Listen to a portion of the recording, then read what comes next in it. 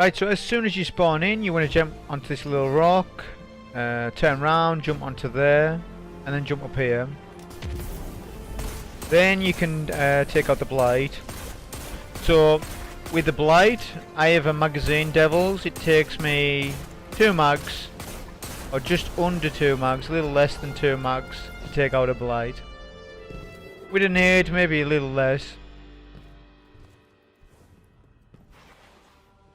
So with the jumping puzzle, you want to be real careful with your jumps. You've got to go fast, but you've got to be methodical about what you're doing. And like so here, when we're jumping through, I can use my marksman's dodge to kind of get through it a little quicker. Now this jump here, you've got to take a big run up like I did, and really space out your jumps. You can only do this with stompies. I think I've done it once without stompies, and you've got to be perfect. With stompies, you're okay. With that jump, you want to come round and then jump up, jump across. With these blocks, you need to learn on how to, and when they come out and when they don't. Like I know with this last rock, this is going to come right back out straight away. So as soon as on that last one, you need to run past it. And having a banana in your hand or a lightweight weapon is going to help. You like to jump round this Sophia thing on the wall, and then you jump on this block. We will be taking the shortcut as well. Not really shortcut anymore because everybody does it now, I guess. You got to be careful with that jump, not to hit a block that sometimes spawns above you. You just got to jump real low. This isn't too bad to do. It's when you get halfway you get problems. Just shoot a jump around if you do, because there's a pit to the left of you. With the stompies, you can make the second platform. You just need to plan when the last waves. The more times you do this, the more you get a feel for when things happen like that with the waves. So I'm glad this happened in the run actually, because the door can knock you out and kill you. Luckily, because I had stompies on, I was good. You want to jump up to your right and make this platform. And then you go to the back right hole. Be careful not to take fall damage here, so I like to do one jump, because sometimes you can die from fall damage, sometimes you don't. Just weird, the physics sometimes. I like to have a marksman's dodge to skip through the shortcut there. Helps me. Now we're just running across this platform. As soon as we get to a crack there, I like to jump a little quicker.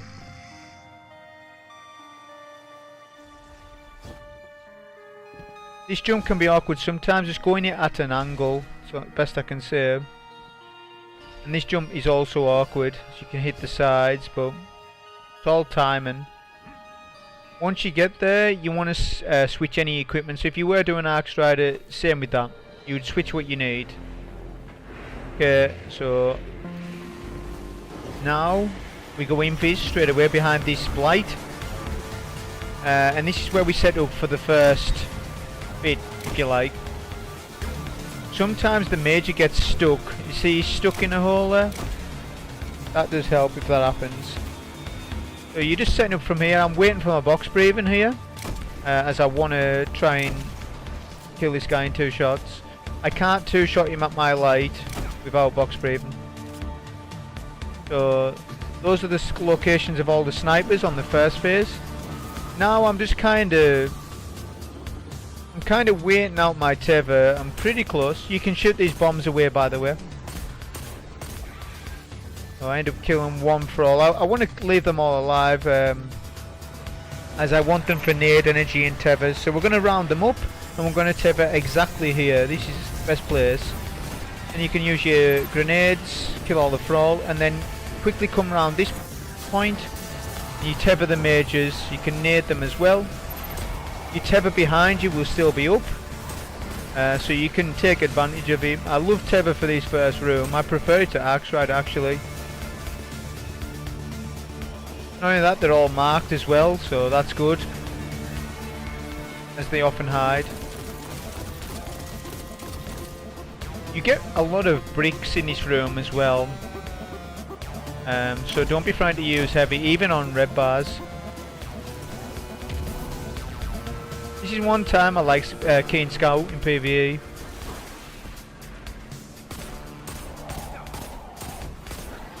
So now there's not a lot left because the Tevas took out most of him.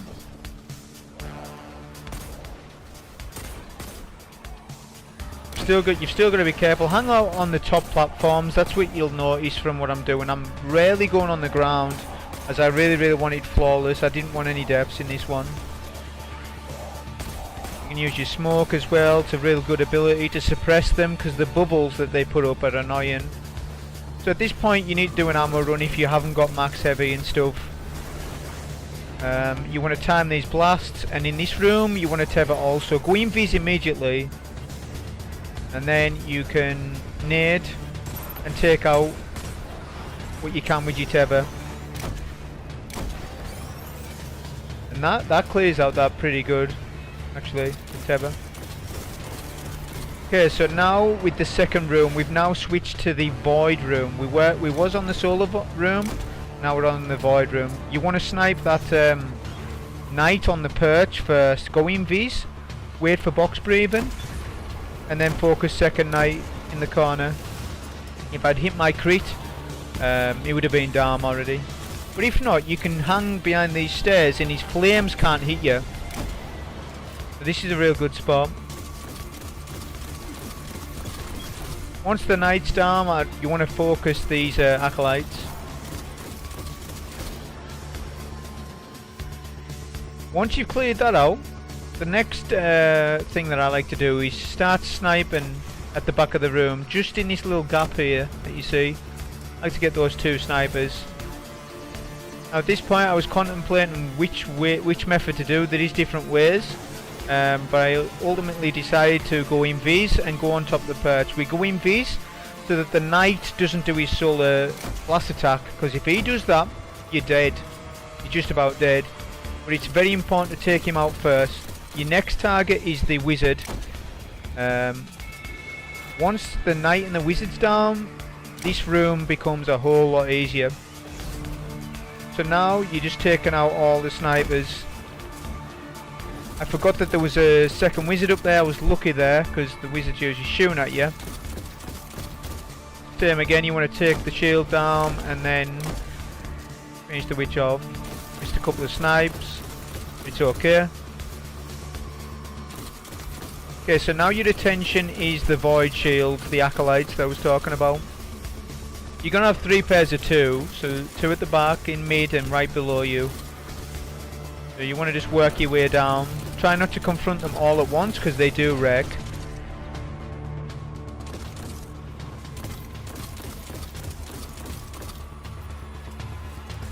You can also nade down below, as your vortex nades goes through the auras of the blight, which I find interesting.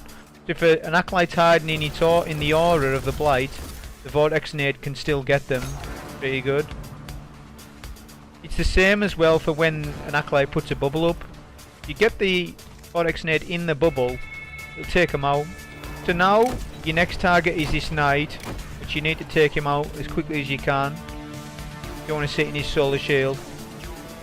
So now we have a wizard, which is annoying to most, but I have a good way to taking him out. Do not smoke the wizard, as the wizard will just start wandering everywhere. You're best just to take down the shield and then one shot. So another thing as well I see people doing in the runs is not taking down this aura. To consistently survive it, it's best to take it down. It's literally, you're wasting 10 seconds. Well, it's not a waste anyway. You're just ensuring that you get through. What's interesting with this is you can start working on the snipers outside without taking down the door. Once you've done that, you want to, I like to snipe just one acolyte, one sniper, go in V's, come back. You can do a nade and then snipe the 2 mages that spawn behind you. Once you've done that, you still have one. I still have one more sniper to take out. Just an easy snipe. And with the next room, well, not the next room, but the kind of just next door, there's a load of scions. You can avoid them all. I like to go in V's just for safety. You don't have to. You can literally run to here. The aura is like a 3-shot, and you can jump down. So now we're in the final boss room, and like I said, the burns rotate, so now we're Arc's the main shield. Okay, so on my tether, I didn't know the best strat to be honest, but I figured just why not just use it straight away. I get quite unlucky, because I was wanting to snipe this major, but he gets in the aura, which is unfortunate. It usually works out better than that. It's just unfortunate you walked into it. Once you have done your tether, you come back to this section here. You don't shoot any of the blights down. Leave all blights up. You can use the blights as kind of cover for you. So with the Arc Strider, the strat would be to kill them all with your suit, but obviously we can't do that as good. This is where the Nightstalker is not as good. It's this section right here, but we can get around it. I think Nightstalker still, it's more consistent for staying alive. Maybe need ammo, heavy ammo. You see how it helps me that way.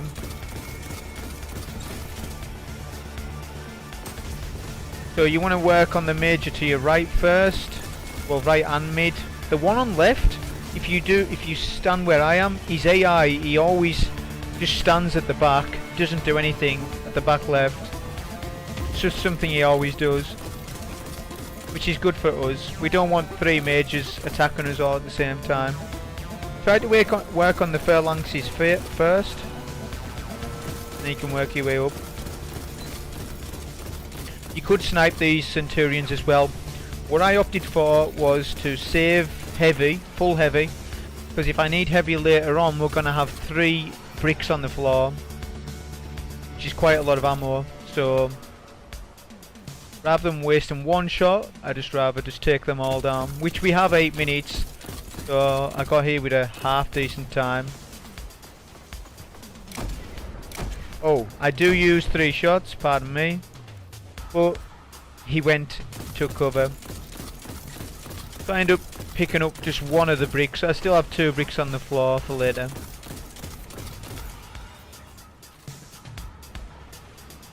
Okay, so now you leave the last Centurion alive.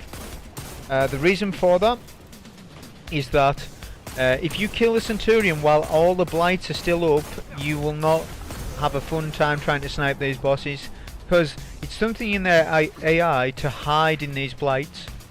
So it's best to take down every single one,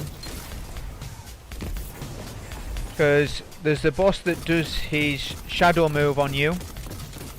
He'll hide in the first blight that I'm looking at now.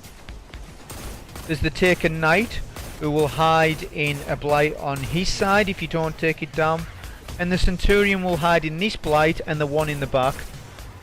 Obviously not always, but there's a chance of it, and we want to eliminate that. We don't want any blights up at all. If you were speedrunning it, which I'm not, of course, you know, you can limit to taking down maybe 3 blights, maybe 2, but then you're relying on boss RNG, which I don't like. So be cautious of the blasts from the Centurion. If you're standing in a blight, his blast cannot track you.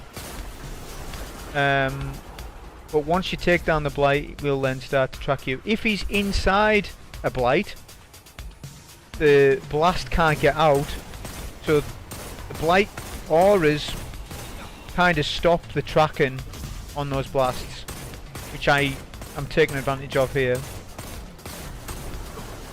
Okay, so we've left the left one up last, which is the hardest because he's annoying. This major will hang around this blight.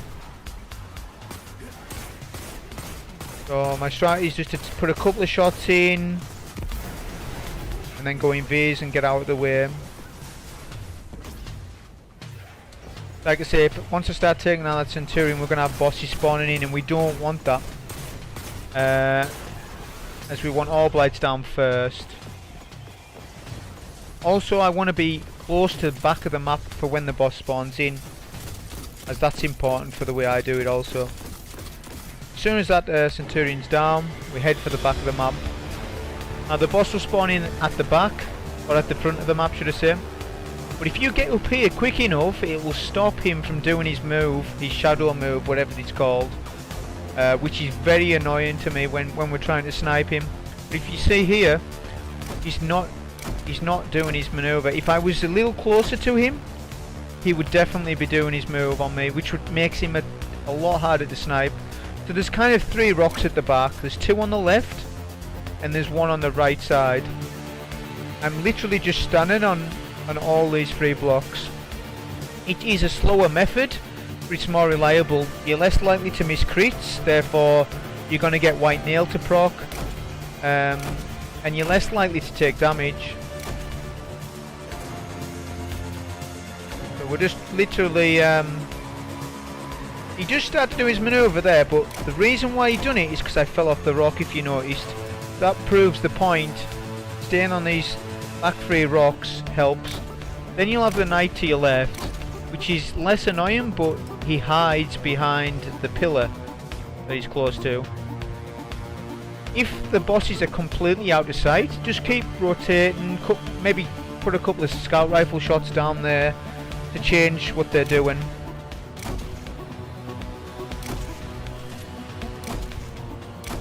My point is just to try and never miss a crit, which I have missed a couple. And also to get box breathing procced. Take the full advantage of the solar singe.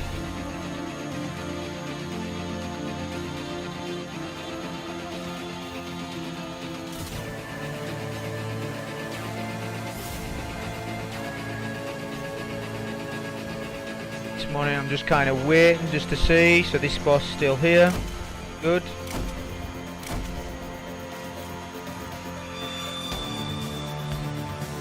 Still looking for that first boss that spawned in. I don't know where he is. He happens to be on the far right, which I didn't notice, but here he is.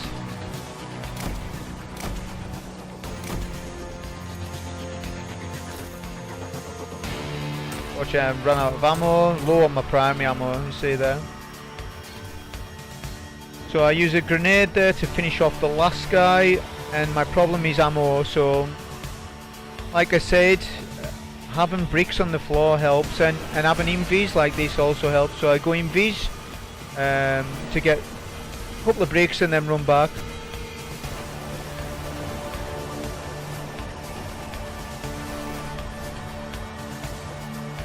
And go back to the place. This also stops the big guy from doing his blasts. The purple void blasts. Or less likely to.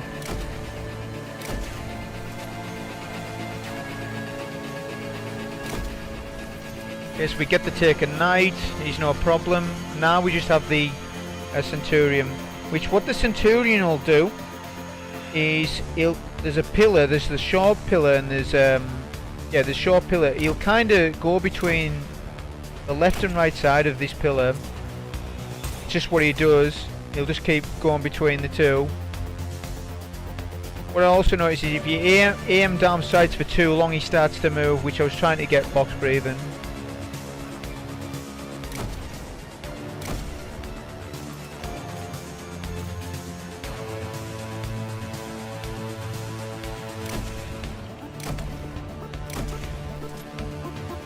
So yeah, it's just basically the strat of now finishing him off from a distance. If you end up losing ammo, like I nearly did, you would of course, you would put on Polaris Lance. Polaris Lance would finish him for you.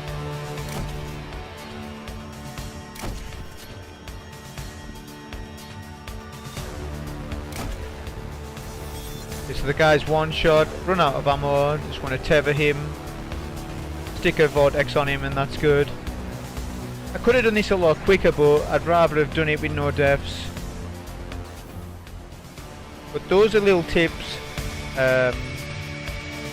in order to solo. I mean, if you're on an Arc Strider, you get it a lot quicker, and you could. That means you could take your time at the boss, and you'd be no problem. But yeah, that was a guide on the heroic version of the Whisper. Hope you enjoyed it. Thank you.